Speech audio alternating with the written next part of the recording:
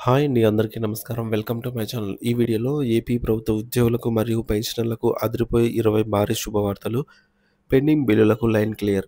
పూర్తి వివరాలైతే వీడియోలో తెలుసుకుందాము. వీడియోని ఎక్కడ గాని స్కిప్ చేయకుండా ఎండ్ వరకు చూసేయండి. అప్పుడే ఇన్ఫర్మేషన్ పూర్తిగా అర్థమవుతుంది.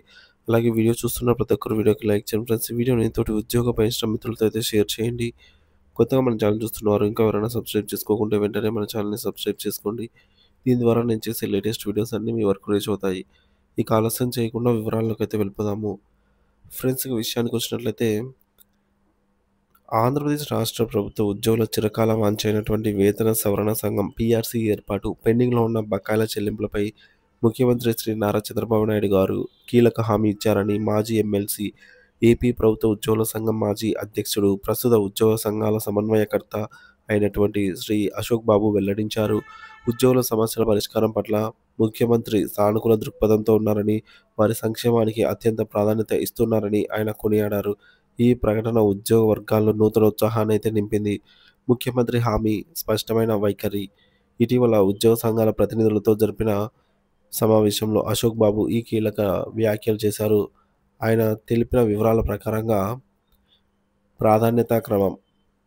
ముఖ్యమంత్రి చంద్రబాబు నాయుడు గారు ఉద్యోగులకు చెల్లించాల్సిన పాత బకాయిలన్నిటినీ, అంటే డీఏ బకాయిలు, సరెండర్ లీవ్‌లు, జీపీఎఫ్, ఏపీజేఏలై వంటి వాటిని పూర్తిగా చెల్లించిన తర్వాతే నూతన పీఆర్సీ ప్రక్రియ చేపడదామని ఈ మేరకు స్పష్టమైన హామీ ఇచ్చారనైతే తెలిపారు. ఆర్థిక భారం దృష్ట్యా ఈ క్రమాన్ని పాటించడం అవసరమని సీఎం భావిస్తున్నట్టు కూడా ఈ సందర్భంగా కొనియాడారు. పీఆర్సీ ఏర్పాటుపై చర్చ.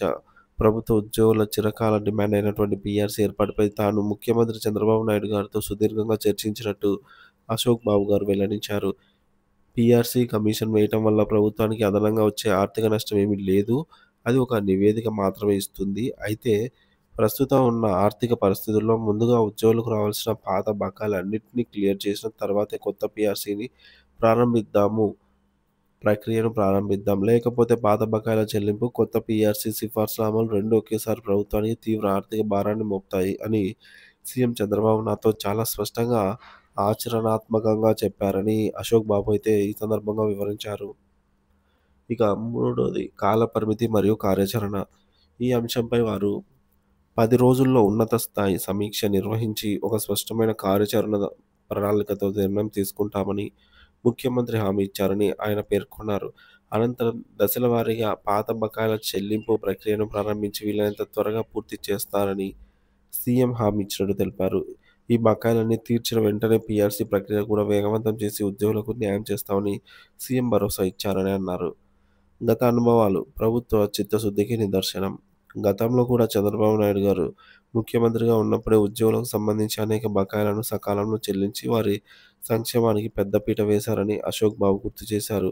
ఆనాడు దాదాపుగా 1000 కోట్లు, ఇటీవల మరొక 8,000 కోట్ల రూపాయల వరకు ఉద్యోగులకు వివిధ రూపాల్లో చెల్లింపులు జరిగాయి అని, ఉద్యోగుల బకాయిలను సున్నా చేయాలని, అంటే బకాయిలు లేకుండా చేయడమే, వారికి ఇప్పుడు ఆర్థికంగా ఇబ్బందులను తొలగించడం ఆయనకు ఆయనకే సాధ్యమైంది. సో, ఇప్పుడు కూడా అదే చిత్తశుద్ధితో ముఖ్యమంత్రి ముందుకెళ్తున్నారు. ఆయన ఇచ్చిన హామీలతో ఉద్యోగుల్లో నూతన ఉత్సాహం, విశ్వాసాన్ని నెలకొన్నాయి అని అశోక్ బాబు అభిప్రాయపడ్డారు. ఉద్యోగ సంఘాల స్పందన. ముఖ్యమంత్రి నిర్ణయం పట్ల ఉద్యోగ సంఘాలు హర్షం వ్యక్తం చేస్తున్నాయి. ప్రభుత్వ ఆర్థిక పరిస్థితిని అర్థం చేసుకుంటూనే ఉద్యోగుల న్యాయమైన డిమాండ్లను పరిష్కరించే దిశగా సీఎం తీసుకుంటున్న చర్యలు ప్రశంసనీయమని పలువురు నేతలు పేర్కొంటున్నారు. ఈ నిర్ణయం వల్ల ప్రభుత్వానికి ఆర్థిక క్రమశిక్షణ సాధ్యమవుతుందని, అదే సమయంలో ఉద్యోగులకు వారి హక్కులు దక్కుతాయని ఆశాభావం వ్యక్తం చేశారు.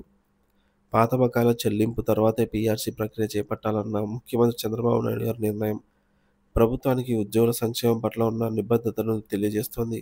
ఈ హామీలు సత్వరమే కార్యరూపం దాల్చి ఉద్యోగులకు మేలు జరుగుతుందని ఆశిద్దాం. త్వరలోనే దీనిపై అధికారిక ప్రకటన వెలువడుతుందని ఉద్యోగ వర్గాలు ఎదురుచూస్తూ ఉన్నాయి.